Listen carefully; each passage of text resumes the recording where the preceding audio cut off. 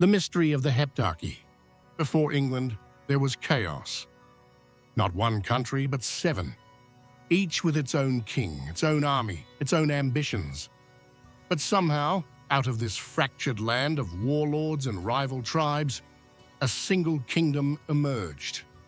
This is the forgotten story of how the 7 kingdoms, the Heptarchy, laid the foundation for what we now call England, and why their legacy still echoes today. The 7 kingdoms, a divided land. After the fall of the Roman Empire, Britain became a land up for grabs. Germanic tribes, the Angles, Saxons, and Jutes, pushed into the British Isles in waves during the 5th and 6th centuries. What they left behind were 7 kingdoms, each competing for power. Northumbria in the north, strong, intellectual, and often at war. Mercia, militaristic and ambitious, controlling the heart of England. East Anglia, Essex, Sussex, and Kent, smaller but strategic. And finally, Wessex, a southern kingdom that would eventually become the heart of something much larger. These kingdoms were more than just territories. They were tribal power centers, spiritual hubs, and flashpoints for nearly constant war. Mercia's moment, kings and power games. By the 8th century, one kingdom began to rise above the others. Mercia. Under King Penda, Mercia became known for its military strength, and after him, King Offa took things even further. Offa forged alliances, waged wars, and built Offa's Dyke, a massive earthwork that still marks part of the border between England and Wales. He even corresponded with Charlemagne, ruler of the Holy Roman Empire, suggesting that Offa saw himself as an equal. Mercia looked unstoppable, but power is never permanent. Faith unites. What war divides? While kings fought with swords, something quieter was taking root: Christianity. In 597 AD, Augustine of Canterbury arrived in Kent, sent by the Pope to convert the pagan Anglo-Saxons. And slowly, faith spread. Churches were built. Monks began writing in Latin, and eventually, Old English. It wasn't just religion, it was infrastructure, order, education, a sense of shared values across divided lands. Even warlords saw the power of the church.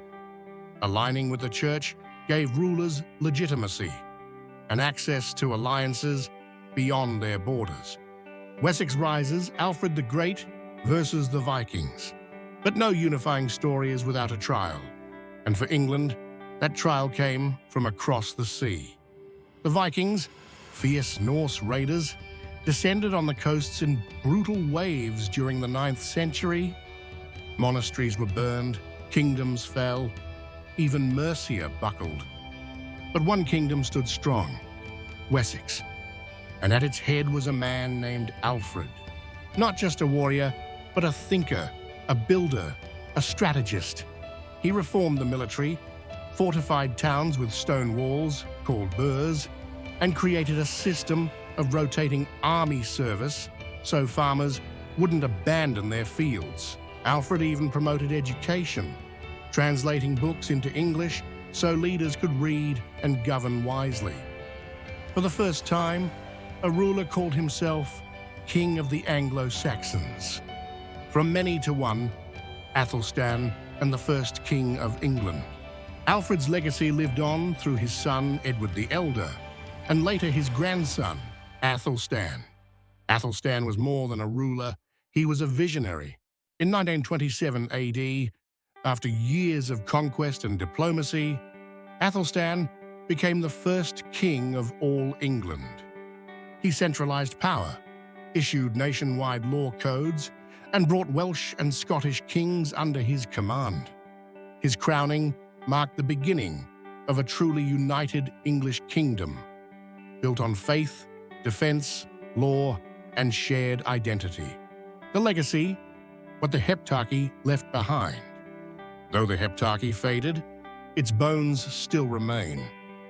The counties of modern England trace back to these ancient realms.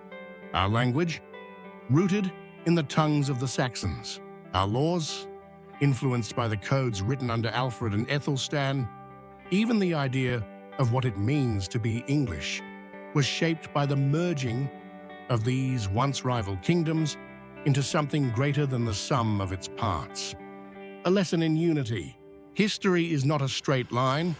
It bends, it breaks, and it often starts in pieces. The story of England's unification is not just about kings and wars. It's about how cultures blend, how values solidify, and how identity is born. 7 became 1, and the echoes of that transformation are still with us. If you found this journey through the foundations of England fascinating, subscribe for more stories that shaped our world.